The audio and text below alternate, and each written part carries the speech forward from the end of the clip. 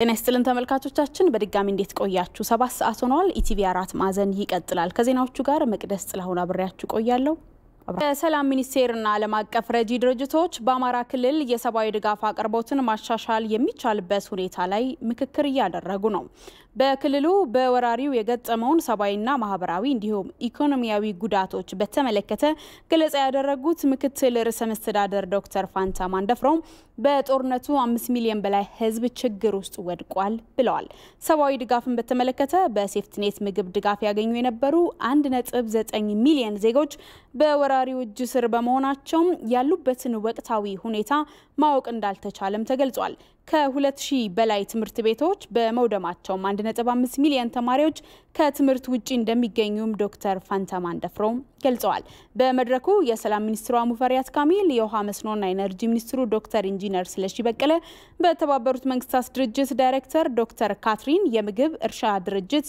የኢትዮጵያ ዳይሬክተር ፋንቱ ሰይድን ጨምሮ ዓለም አቀፍ ረጂ ድርጅቶች ተወካዮች ናቸው ክልሉ የሚገኝበትን ሁኔታ በተመለከተ ገለጻ የተደረገላቸው ርዕሰ መስተዳድር አገኘው ተሻገር ረጂ ድርጅቶች ለሰብአዊ ድጋፎች የጩኸት ምላሽ ለመስጠት ዘግይተዋል በዚህም በምግብና መድኃኒት እጦት ዜጎች ስቃይ ውስጥ ናቸው ብለዋል ለሰብአዊ ድጋፎች መፍጠን እንደሚገባም አሳስበዋል በመድረኩ በአሸባሪው ቡድን የተፈጸሙ ሰብአዊና ቁሳዊ ጉዳቶች ላይ ምክክር እየተደረገ ሲሆን ለሰብአዊ ድጋፍ ተደራሽነት አቅጣጫዎች እንደሚቀመጡም ይጠበቃል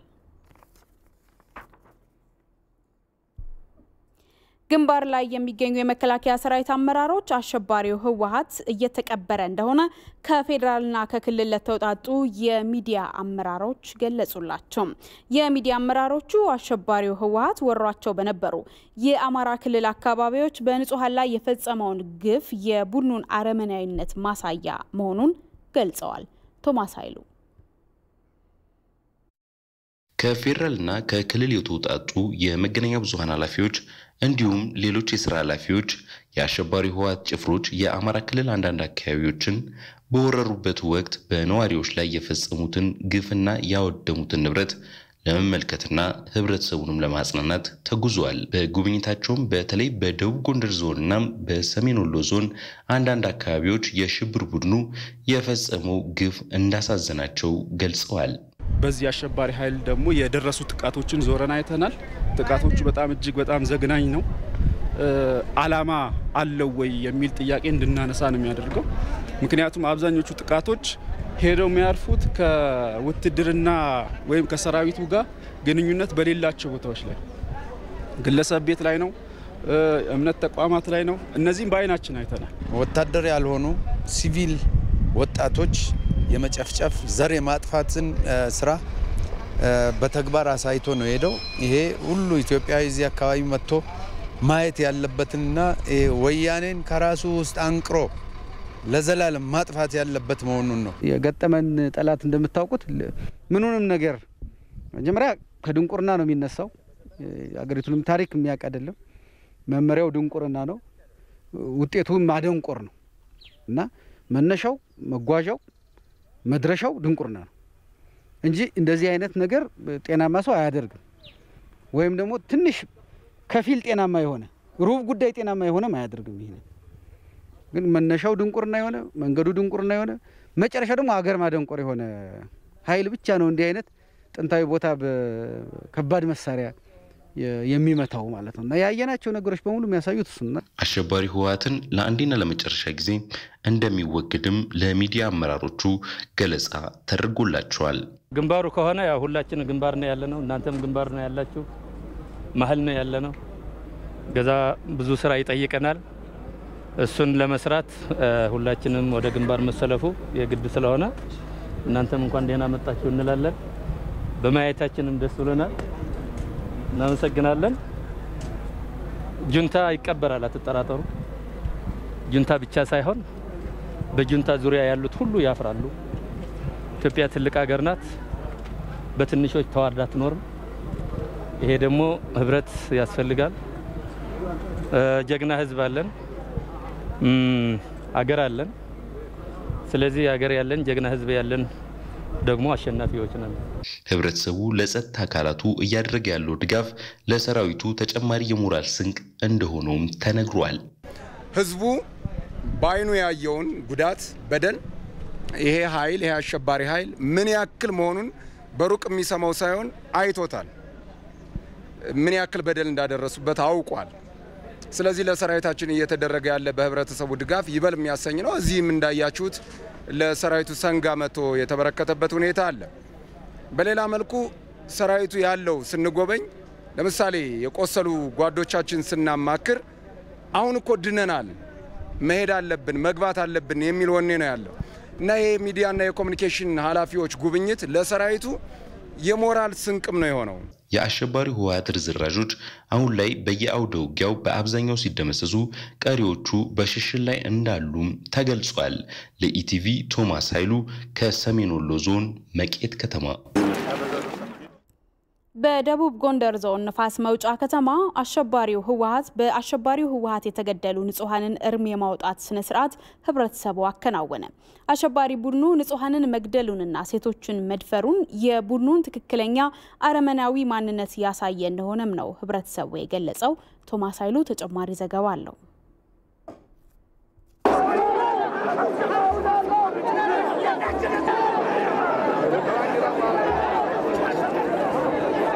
አሸባሪ ህወሓት በአማራ ክልል የተለያዩ አካባቢዎችን በወረረበት ወቅት በተለይ በንጹሃን ላይ ጭፍጨፋ ካደረሰበት ከተማ መካከል የንፋስ መውጫ ከተማ አንዷ ናት። በዚህ ከተማ ላይ ታዲያ በንጹሃን ላይ ከባድ ጭፍጨፋን አድርሷል። በወቅቱ አሸባሪውን ኃይል እየተዋጉ እንዲሁም ደግሞ ሌሎች አቅመ ደካሞች ደግሞ ከአካባቢው ሸሽተው ከመሄዳቸው ጋር ተከትሎ በዚህ መልኩ ሀዘናቸውን አልገለጹም ነበር። ነገር ግን አሁን አካባቢው ነፃ ከመውጣቱ ጋር በተያያዘ ህብረተሰቡ ተሰብስቦ ሀዘኑን እየገለጸ እንዲሁም ደግሞ እርሙን እያወጣ ይገኛል። ልጄ ሞተ እየተዋጋ እዚህ ባንክ ቤት ዳሽ ባንክ ቤት አልሸሽም ብሎ ሞተ። ገሎ ነው ታግሎ እና በዚያን ጊዜ እንግዲህ እርማችን እስካሁን ማርሜን ዝም ብዬ ይዞ ነው የቆየው።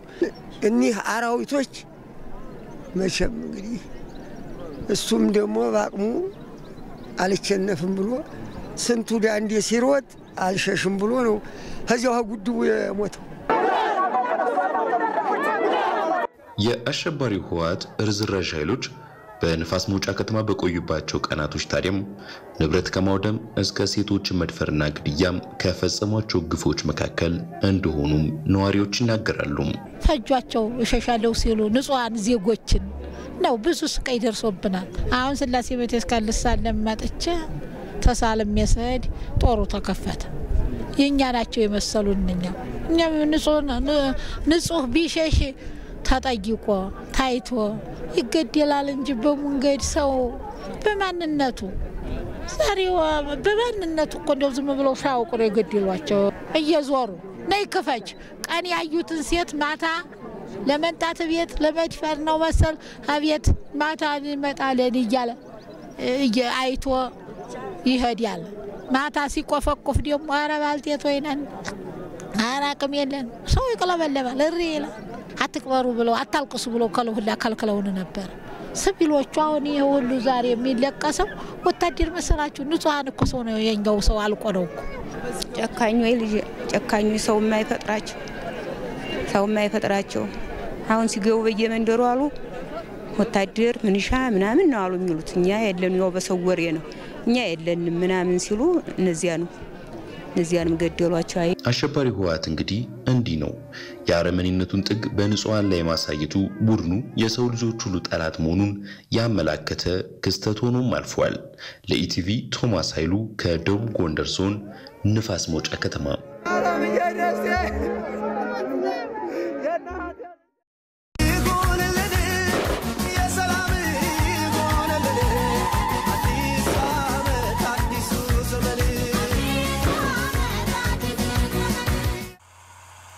ውሽንፍር ብርዱ ጭጋጉ ተስፋ ባዘለ ብርሃን ሲሸነፍ በዚያች የመጀመሪያዋ ቀን በተስፋ በተሞላችው ጠዋት አዲስ የመሆን ጉጉት ትጀምራለች። አዲሱ ዓመት ተነጋግረን ተመካክረን ቤታችንን የምናደምቅበት በጋራ ስኬታችን አዲሱን ዓመት የምናጣጥምበት በላባችን የምንወዛበት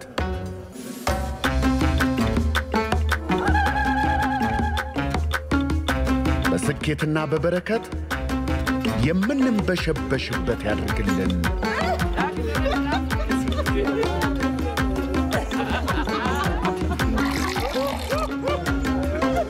መልካም አዲስ ዓመት። የኢትዮጵያ ንግድ ባንክ ሁሌም የሚተማመኑበት ባንክ። የሀገር መከላከያ ሰራዊት በተለያዩ አውደ ውጊያዎች ያስገኛቸው ላሉ ድሎች የህዝቡ ደጀንነት ከፍተኛ መሆኑን ሜጀር ጀነራል መሐመድ ተሰማ ተናገሩ። የደሴ ከተማ የንግድ ማህበረሰብ አባላት በወሎ ግንባር የህወሓት የሽብር ቡድንን ለመደምሰስ ተጋድሎ እያደረገ ላለው የሀገር መከላከያ ሰራዊት ድጋፍ አድርገዋል። ተስፋዬ ጫኔ አሸባሪው የህወሓት ቡድን የጀመረውን ሀገርና ህዝብን የማፈራረስ እንቅስቃሴ ለመከላከልና ቡድኑን በዘላቂነት የሀገር ስጋት ከማይሆንበት ደረጃ አድርሶ ለመደምሰስ ጀግናው የሀገር መከላከያ ሰራዊትና የክልል የጸጥታ አካላት በተለያዩ ግንባሮች በመፋለም ላይ ይገኛሉ። የሽብር ቡድኑን በመደምሰስ የሀገርና ህዝብ ሰንኮፍነትን ለመጨረሻ ጊዜ ታሪክ ለማድረግ በወሎ ግንባር የሚገኘው የሀገር መከላከያ ሰራዊትና ሌሎች የጸጥታ አካላት የትኛውንም ወታደራዊ እርምጃ በብቃት ለመወጣት የወትሮ ዝግጁነታቸው አስተማማኝ መሆኑን የሰራዊቱ አዛዦች ተናግረዋል። እንግዲህ የፌዴሪ መከላከያ ሰራዊት ቀንደኛ ጠላታችን በአሁኑ ሰዓት ጁንታው መሆኑን ጠንቅቆ ያውቃል። ይህንም ኃይል በጽናት እየተዋጋ ነው ያለው። ይህ ታሪካዊ ጠላት ካሁን በፊት ጣሊያን ኢትዮጵያን ሲወር በኢትዮጵያ ህዝቦች ላይ በጣም አስከፊ በደሎች ፈጽሟል። ከዛ የበለጠ የእናቶችን ጡት ሳይቀር እየቆረጠ አረመኔያዊ እና አውሬያዊ ተግባሩን እና የታሪካዊ የጥላቻ ትንግርቱን በተግባር ፈጽሟል። ስለዚህ ሰራዊቱ ከፍተኛ ቁጭት እና ለና ያለው አሁን ከፍተኛ ዝግጅት እያደረገ ነው ያለው። በመንግስት በሚታዘዝበት ግንባር እና በሚሰለፍበት አውድ ላይ ይሄን ኃይል በአጭር ጊዜ ለመምታት በቂ ዝግጅትና አቅም ያለው መሆኑን ነው መግለጽ የሚቻለው። የመከላከያ ሰራዊቱ በተለያዩ አውደ ውጊያዎች የሚያደርገው ወታደራዊ እንቅስቃሴ ስኬታማ እንዲሆን የማህበረሰቡ የኋላ ደጀንነት አበርክቶ ከቃላት በላይ ነው። የደቡብ ወሎ ዞን የተለያዩ የንግዱ ማህበረሰብ አባላትና ሌሎች የህብረተሰብ ክፍሎችም በወሎ ግንባር ደላንታ ወረዳ ተገኝተው ለመከላከያ ሰራዊቱ ድጋፍ በማድረግ አብሮነታቸውን በተግባር አረጋግጠዋል። ትልቁ ነገር ያው ደጀንነታችንን ማሳየት ነው። ሁሉም ህዝብ ነው እዚህ ላይ መሳተፍ መረባረብ ያለበት።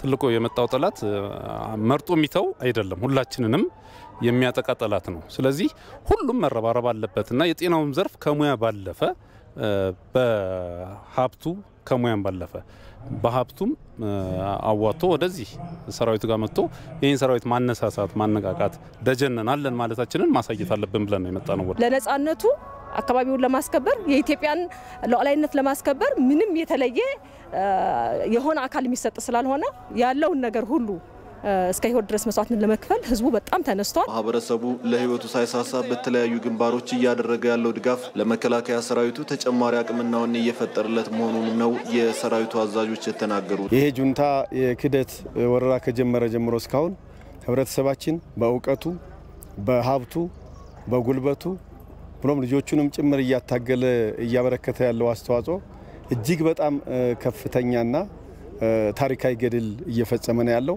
አሁን ላይም በዛሬው ዕለት የደቡብ ወሎ ዞን እና ደሴ ከተማ ያደረጉልን ድጋፍ ማበረታታት እና በሰራዊታችን ጋር በጋራ ሆነው አብሮ ማድ መጋራት ሰራዊቱ የቀጣዩን ተልዕኮ በከፍተኛ እልህና ወኔ እንዲወጣ ትልቅ አስተዋጽኦና ሚና ስላለው በዚህ አጋጣሚ መላው ህዝባችንን እና ይሄን ድጋፍ ላደረጉ ወገኖች በተለይ ከፍተኛ ምስጋና ማቅረብ ፈልጋለሁ። ሰራዊት ያለ ህዝብ ምንም ነገር አይደለም። ይሄ ደግሞ በተለያየ ጊዜያት ባደረግናቸው አውደ ውጊያዎች የኢትዮጵያ ህዝብ እንደገና የአማራ ክልል በተለያዩ ጊዜያት ህዝቡ ብዙ ነገር ድጋፍ አድርጎልናል።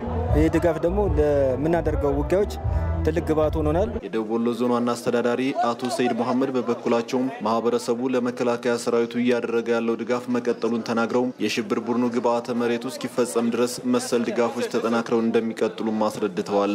አሁን ዛሬ የተገኘንበት የመከላከያ ሰራዊታችን ጠንካራ የኋላ ደጀን መሆናችንን በተጨባጭ ያረጋግጥንበት ነው። የመጀመሪያው ከጀግናው መከላከያ ሰራዊት ጎን የምንቆመው መጀመሪያ እኛም ወስነን ከጎናቸው መቆማችንን ለማረጋገጥ ነው። ጦርነቱ መከላከያ ብቻ ስለሆነ ብቻውን የሚጋፈጠው ሳይሆን ማንኛችንም ሲቪል አመራሮች፣ ማንኛችንም የመንግስት ሰራተኞች፣ ማንኛውም ህዝብ በሚችለው ሁሉ ከጀግናው መከላከያ ሰራዊታችን ጎን መቆም ግድ ስለሆነ ነው። ጦርነቱን ስለሚፈልግ ነው። ጁንታው እየወጋን ያለው ህዝባዊ አድርጎ ነው። ህፃንን፣ ሴትን፣ አዛውንትን፣ ነፍሰ ጡርን ይዞ እየወጋን ስለሆነ እኛም ከጀግናው መከላከያ ሰራዊታችን ጎን ሆነን መላ ህዝባችን አንቀሳቅሰን ከጎኑ ያለን መሆኑን ለማረጋገጥ ነው። አንዱ ራስን በመስጠት ላይ የሚገለጽ ነው ውግንናችን፣ ደጀንነታችን። የተለያዩ የኪነ ጥበብ ባለሙያዎችን በግንባር በመገኘትና ኪነ ጥበባዊ ስራዎችን በማቅረብ ለሰራዊቱ ያላቸውን አጋርነት አረጋግጠዋል። ለኢቲቪ ዜና ተስፋዬ ጫኒ ነኝ ከወሎ ግንባር። የእርዳታ እህል ለማድረስ ወደ መቀሌ ከተላኩ የጭነት ተሽከርካሪዎች አብዛኞቹ እንዳልተመለሱ የተባበሩት መንግስታት የኢትዮጵያ ቢሮ አስታወቀ። የተባበሩት መንግስታት ድርጅት የኢትዮጵያ ቢሮ እንዳስታወቀው በዓለም የምግብ ፕሮግራም በኩል የእርዳታ እህል እንዲያደርሱ እስካሁን 466 የጭነት ተሽከርካሪዎች መቀሌ ቢላኩም የተመለሱት ግን 38 ብቻ ናቸው። ይህ ቁጥር በዚህ ሳምንት የተላኩትን 149 ተሽከርካሪዎችን ይጨምራል። የተሽከርካሪዎቹ አለመመለስ እርዳታ ለተጎጂዎች የማድረስ ስራውን አስቸጋሪ እንዳደረገበትም የተባበሩት መንግስታት ድርጅት የኢትዮጵያ ቢሮ አስታውቋል። አሸባሪው ህወሓት ተሽከርካሪዎችን በመውሰድ ለጥፋት ተግባሩ መፈጸሚያ እያዋላቸው እንደሆነ የሚያሳዩ መረጃዎች ከሳምንታት በፊት ሲወጡ እንደነበር ይታወሳል።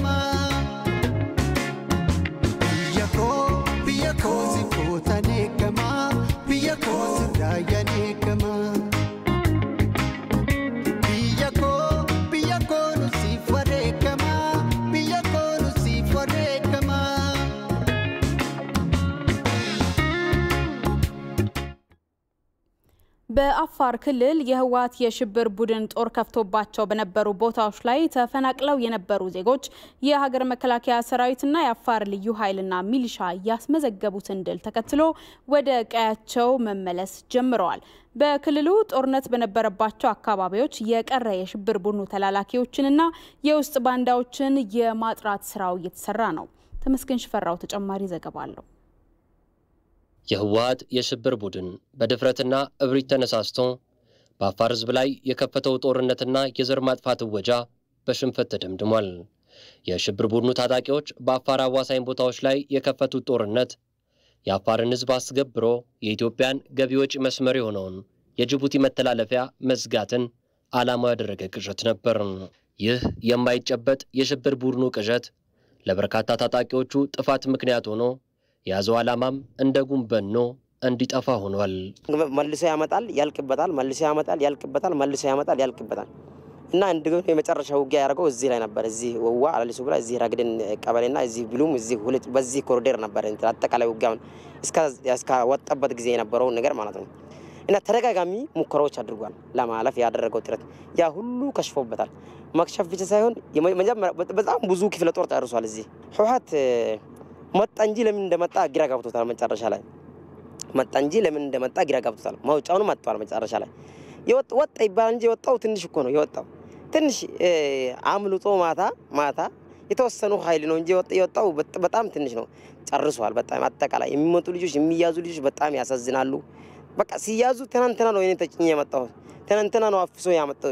ተበቃ ከመጡ በ3 ቀን ነው በቃ የሚያዙት ወይ የሚገደሉት። በመጡ በ3ኛ ቀን በመጡ በ2ኛ ቀን በመጡ እንደዚህ እየተባለ ነው እና ሰራዊቱን አጠቃላይ የትግራይ ወጣት አልቋል። በዚህኛው ግንባር አጠቃላይ ብዙ ወጣት ጨርሷል። በጣም የሚያሳዝን ነው። በሽብር ቡድኑ ታጣቂዎች ላይ በሀገር መከላከያ ሰራዊት በአፋር ልዩ ኃይልና በሚኒሻው ከፍተኛ ጥምረት ሊወር የመጣው የሽብር ቡድኑ ቅጥረኛ ተገቢውን ዋጋ እንዲያገኝ አድርገነዋል ይላሉ በጭፍራ ግንባር የአፋር ልዩ ኃይል አዛዥ ኮማንደር ሀያት። ለጥላት የሚያስፈልገውን እርምጃ ወስደንበታል። ምናፍርበት ምንም መንገድ የለም። ጁንታ ያቃል፣ እኛን ያቃለን። ስለዚህ ሰው እሱ እዛ ዋሻ ሆኖ በሚያወራው አይደለም ስራ ቦታ ሆኖ አይን ለአይን ፊት ለፊት ስራ መመስከር ማለት ያ ነው።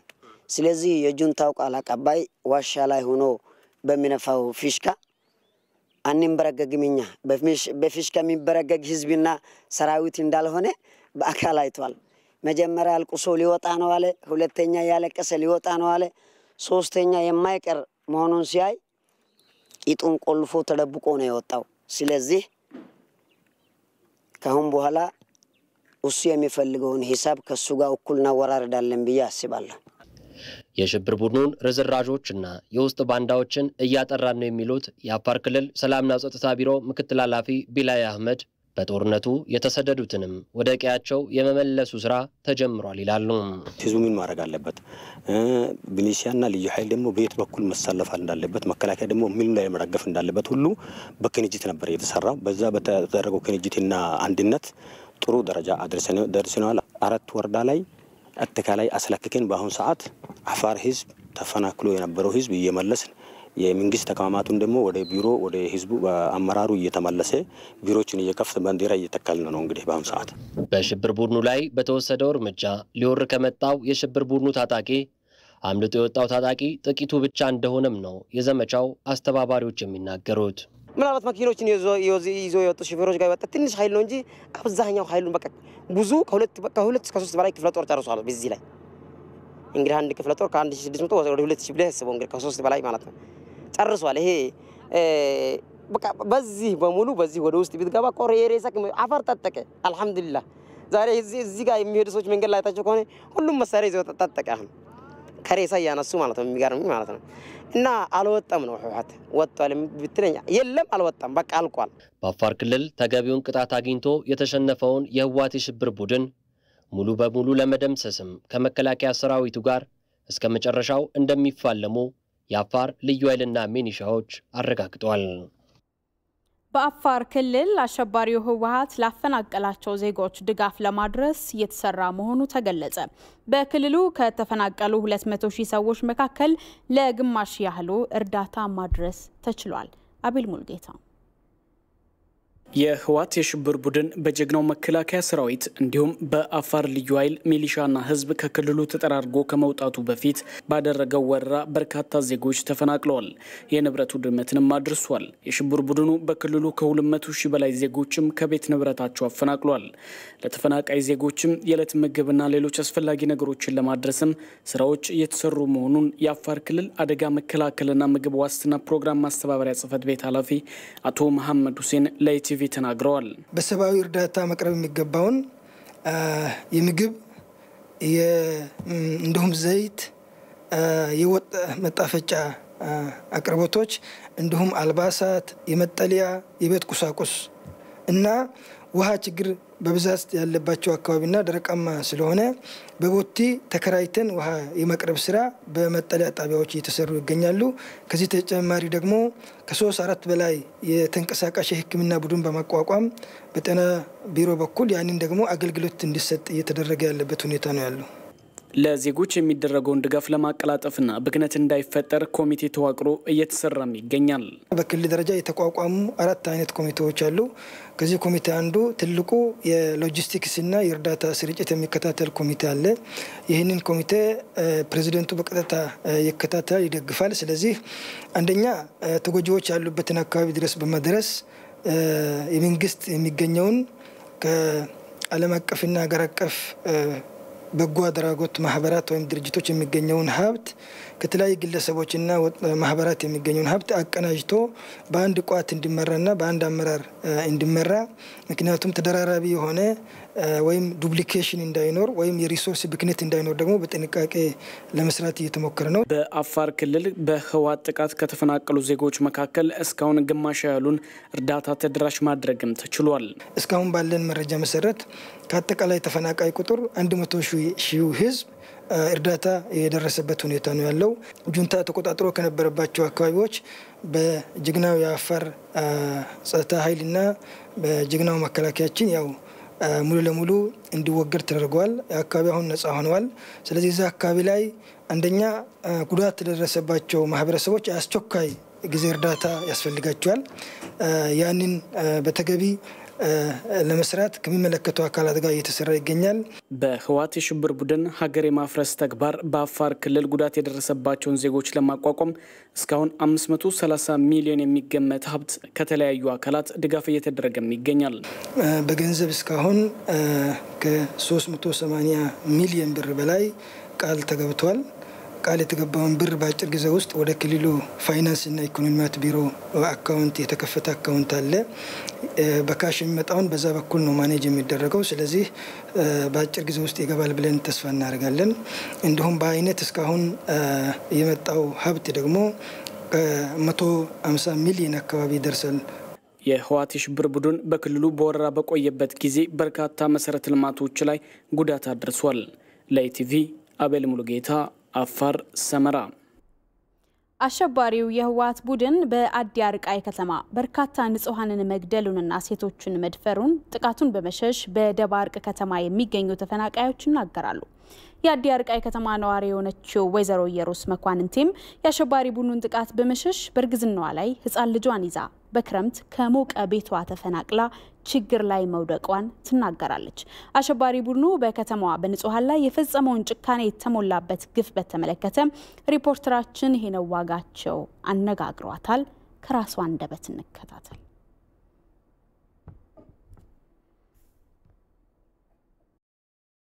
ስሜ ኢየሩስ መኳንንቴ ይባላል። የመጣሁት ከአድርቃይ ወረዳ ነው። አድርቃይ እንዳትወጡ ምናምን ተብለን ጠብቀን ነበር። አንድ ሰው ከወጣ ተመልሶ ወደ ሀገሩ አይገባም ሲሉና ቀድመን መዘጋጀት የነበረብን ሳንዘጋጅ ዝም ብለን ስንጠብቁለን ነበር። ስንጠብቁለን ግን መድፍ ሲወረውሩ አሁን ለምሳሌ ጎረቤቴ 5 ሰዎች ሞቱ። ምንም ሳንይዝ የኛ አካባቢ ሰው ምንም ሳይዝ እኔ ለምሳሌ ይችን ወታደር ነው የገዛልኝ እዚህ መጥቼ ማለት ነው። ቁምጣ እንደለበስኩ ነው ደባርቅ የገባሁት። የ2 አመት ከ5 ወር ህፃናት ይያለው እንዳጋጣሚም ነው ሰጦር ነኝ ዝም እዚህ የገባ ነው። አርቃይ ደግሞ የደረሰብን ችግር እኔ ገልጬ ራሱ እንትን አለው። አንድ ሰው ምንም ሳይዝ መውጣት ማለት ምንም ሳንይዝ ኮን የወጣ ነው። ነጠላ የነብስ ብሎ የሚሰጠና አለ ልብስም የነብስ ብሎ የሚሰጠና ነው እንጂ ምንም አልባ ነው የወጣ ነው። አድርቃይ ግን ሂዶ ማየት ይቻላል። ንብረት የሚባል የለም። አሁን ሁሉንም ዘርፈዋል። ሴትም ለምሳሌ አንድ ሴት ለ6 ወንድ መጠቀም ማለት በጣም ይከብዳል። አንድ ሴት ለ6 ወንድ ተጠቅቋት አቅም ውጪውናለች ጥቅም ውጪውና እዚህ ነው ያለችው። እና ታዲያ እንደዚህ መውደረግ የለበትም በሰው ልጅ እንጃ። ሴት ወልዶ እንደዚህ የሚያረግ ሰው አለ ብዬ እኔ አልገምትም። ግን ቃላት ራሱ ያጥራያል ስለ ጁንታው ማለት ነው። ጁንታ እንኳን ለኛ ለአማራ ለመከላከያ ዳቦ እሱ ጾሙን አሮ ለነሱ ዳቦ ለሚሰጥ ያረደ ለአማራ ተው ድሮም ተናላሉ። በጣም ነው የሚከብደው ጁንታ ያደረሰብን ነው አይባል። ራስ በራሳችን ሲያበላላን የኖረ ትግሬ፣ አማራ፣ ኦሮሞ እንዲህ ያለ ይያለ ሞባይል የሴት ልጅ ሞባይል ይቀማሉ። ቤት ገብተው ንብረት ይዘርፋሉ። ዱቄት አሁን ሰው ዱቄት ይወስዳል። ምንም ነገር አይተውም። ዱቄት ሳይቀር ወስደውብናል። እንደገና ደግሞ ያው ሴት ልጅ ምናምን የሚባለው ደግሞ በጣም ነው ጥቃት የሚፈጽሙ ያለ በጣም ግን የእጃቸውን ስታቸውን እንጂ እኔ ንዝመት ነው ምለው። እኔ አሁን ነፍሰ ጡር ነኝ፣ ልጅ አለችኝ። ግን ባጅ አውጥቻለሁ። ነገም ዛሬም እንሂድ ካሉ ይሄዳለሁ። አላወላውልም። ለጁንታው አንድ ሲሆን ይቀናኛል፣ ባይቀናኝም ማለት ነው ቁስለኛ እያነሳው ወደፊት እንድንሄድ ነው የምፈልገው። ድል ሆነን አገራችን እንድንገባ ነው የምፈልገው። እኔ እዚህ መተን ያው ሳላመሰግን ማላልፋቸዋሉ። የደባርቅ ወጣት ነው ስተዳባት ተዘየዱ እንጀራ እየለመኑ የሚያበሉን። ምኝታችን ገብታችሁ ብታዩት በጣም ነው እንትን የሚለው በጣም ይዘገንን ነው። ለኬንዳው ራሱ የደባርቅ ወጣት ነው ለምኖ የገዛልን። መንግስት ዙሯ ላይ የነም አሸባሪው የህወሓት ቡድን አሁን እያከናወነ ያለውን ሀገር የማፍረስ እንቅስቃሴ ቀደም ብሎ ሰነድ አርቅቆ ሲዘጋጅበት እንደነበረ ሾልኮ የወጣ ሰነድ አረጋግጧል። የሽብር ቡድኑን እኩይ ዓላማና እንቅስቃሴ በያዘው በዚህ ሰነዱ በጥቅምት ወር ለጀመረው ጦርነት ዝግጅት ያደረገ ስለመሆኑም ያትታል። ዮሐንስ ፍስሐ ተመልክቶታል። አሸባሪው ህወሓት ሀገር የማፍረስ ዓላማ እንዳለው በተደጋጋሚ ጊዜ ሲገለጽ ቆይቷል። ጦርነቱን ራሱ ከመጀመሩ 2 ወራት በፊት ያዘጋጀውና አፈትልኮ የወጣው ሰነድ ደግሞ ይህንን ያረጋገጠ ሆኗል። 80 ገጽ ባለው ኢትዮጵያን የማፍረስና ትግራይን በከፊል ሀገር ወይም ዲፋክቶ ስቴት የማድረግ ዓላማ ያለው መሆኑ በሰነዱ ላይ ያስቀምጣል። ትግራይ ምርጫውን ካካሄደች በኋላ ፌደራል መንግስት ከሚባለው ተቋም ጋር የሚኖርን ግንኙነት ቢያንስ በሶማሌ ዋርሎርዶች መሃል ሊኖር የሚችል የመከባበር ግንኙነት ነው ሊሆን የሚችለው። ህጋዊ የሆነ ስልጣን ያለው የትግራይ መንግስትን ካረጋገጥን በኋላ 4 ኪሎ ላይ የተቀመጠው ኃይል ጋር ልክ እንደ ህጋዊ ፌደራል መንግስት ኔጎሼት የምናደርግበት እድሉ ኦልሞስት ዝግ ነው። በምስራቅ አፍሪካ ጂኦፖለቲካ ውስጥ የሚኖረው ኢምፕሊኬሽን አዲስ ስቴቶች በአጭር ጊዜ ውስጥ ይፈጠራሉ የሚል እምነት የለም። ቢያንስ ግን በዚህ ሪጅን ውስጥም ሆነ በዓለም አቀፍ ደረጃ ትልቅ ሚና የሚጫወቱ ሰብስቴት አክተርስ መፈጠር ይጀምራሉ። ይህንን እኩይ እቅዱን ለማሳካት ደግሞ ማንኛውንም አይነት እርምጃዎችን ለመውሰድ የሚያስችሉ ስትራቴጂና ስልቶችን በዝርዝር አስቀምጧል። በሰነዱ ላይ ከተነሱት ሐሳቦች መካከል ደግሞ ጦርነቱ አይቀሬ በመሆኑ ሁሉም የትግራይ ህዝብ ለጦርነት እንዲዘጋጅ እየሰሩ መሆኑን የተነተኑበት ነው። በዚህ ትንተናቸውም ጦርነቱ ህዝባዊ ቅርጽ እንደሚኖረውና ህወሓትን ለማዳን ሁሉም ህዝብ አስፈላጊውን መስዋዕትነት እንዲከፍል የማንቃት ስራዎችን በትኩረት እየሰራባቸው መሆኑን ሰነዱ ይገልጻል። የዚህን ሐሳብ እውነታነት ይበልጥ የሚያረጋግጠው ደግሞ አይቀሬ ነው ያሉትን ጦርነት 2 ወር ባልሞላ ጊዜ ውስጥ በመጀመር አሁን ሀገሪቱ ላለችበት ችግር መዳረጋቸው ነው። ዲሞቢላይዝ ወይም ደግሞ ዲስቴብላይዝ በማድረግ የተደረገ እንቅስቃሴ ነው። በጣም ፈጣን የሆነ እርምጃ ነው የተወሰደው። በኦልሞስት በ45 ደቂቃ ውስጥ እዙን በሙሉ ለመቆጣጠር የተቻለበት ነው። አንዳንድ ፖኬቶች ላይ ከቀሩት ውጪ ፈጣን የሆነ መብረቃዊ የሚባል ጥቃት በማድረስ ወራሪውን ኃይል በማዛባት በማተራመስ ራሳቸውን ከጥቃት የሚያድኑበት ሜካኒዝም ሰልፍ ዲፌንስ አንቲሲፓቶሪ ሰልፍ ዲፌንስ ይባላል። ቀደም ብለህ ነገሮች ከመድረሳቸው በፊት የምታደርገው የመከላከያ እርምጃ ነው። በሌላ በኩል ሰነዱ ላይ በጋራ ሊያሰልፋቸው የሚችሉ በገንዘብ የሚገዙ ወዳደር ቡድኖችን ከየብሔር ብሔረሰቡ የብሔረሰባቸው ጠበቃና ተቆርቋሪ አስመስሎ በአጋርነት የራሱን ዓላማ እንዲያስፈጽሙለት እንደሚሰራም ተቀምጧል። ጠቅላይ ሚኒስትር አብይ አህመድ የሚመሩት መንግስት ህዳሴ ግድብን በሚመለከት የኢትዮጵያ ጥቅምን በማስጠበቅ የአሜሪካን ጣልቃ ገብ ውሳኔዎች ወደ ጎን በማለት የመጀመሪያው ሙሌት ማከናወኑ በሰነዱ ላይ እንደ መልካም ዕድል ተጠቅሷል። ይህም የአሸባሪ ቡድኑ ለግል ጥቅሙ ህዳሴ ግድብን ጨምሮ ማንኛውንም የሀገርን ጥቅም አሳልፎ እንደሚሰጥ ሰነዱ አስረጅ ምስክር ነው። የአሸባሪው ቡድን እኩይ ዓላማዎች በሚተነትነው በዚህ ሰነድ ሱዳንን ጨምሮ ከኢትዮጵያ ጋር ቅራኔ ውስጥ ከገቡ ሀገራት ጋር የአሸባሪ ቡድኑ ጥምረት ፈጥሮ እንደሚሰራም በግልጽ አስቀምጧል። ሰነዱ በሚዘጋጅበት ወቅት በአሜሪካ ምርጫ የሚካሄድበት ጊዜ በመሆኑ ባይደን ወደ ስልጣን ከመጣ በርካታ እኛን የሚደግፉ አመራሮች ይኖራሉ፣ ይህም ለትግላችን መልካም አጋጣሚ ነው በሚል በሰነዱ ላይ ሰፍሯል። ይህም ሐሳብ አሁን አሜሪካ በኢትዮጵያ ላይ የምታደርገው አላስፈላጊ ጫና ከየት እንደመጣ በግልጽ ያሳያል። በአጠቃላይ ሾልኮ የወጣው ሰነድ የሽብር ቡድኑ ሀገር የማፍረስ ሴራ ከየት ተጀምሮ የት እንደደረሰና የጥፋት እቅዶቹን በግልጽ ያጋለጠ ሆኗል። ይህ ደግሞ ኢትዮጵያውያን ሀገራቸውን ከዚህ የሽብር ቡድንና ከውጭ ኃይሎች ለመጠበቅ እያደረጉ ላሉት ተጋድሎ የበለጠ የሚያነቃና ለላቀ ተጋድሎም የሚያዘጋጅ ይሆናል። በጋምቤላ ክልል የነጩ ፖስታ ጎርፍ ለነጩ ቤተ መንግስት በሚል የኢትዮጵያ ነባራዊ ሁኔታ ለዓለም አቀፉ ማህበረሰብ የማሳወቅ ሀገር አቀፍ መርሃ ግብር ተጀመረ። የክልሉ ርዕሰ መስተዳድር አቶ ኡመድ ኡጅሉ መርሃ ግብሩን ባስጀመሩበት ወቅት ንቅናቄው በአሸባሪው የህወሓት ቡድንና በተላላኪዎቹም የኢትዮጵያን ሁኔታ ለማጠልሸት የሚደረገውን ዘመቻ በትክክለኛው የሀገሪቱ ገጽታ ለመተካት የሚያግዝ ነው ብለዋል።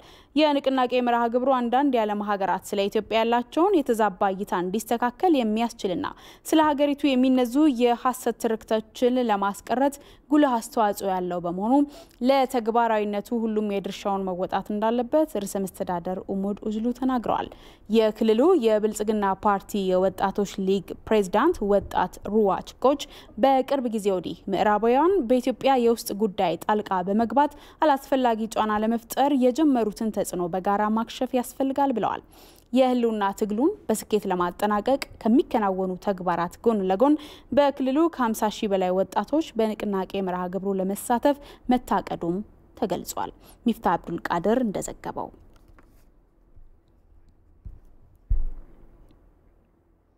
ወደ ቢዝነስ ጉዳዮች ነው የምንሻገረው።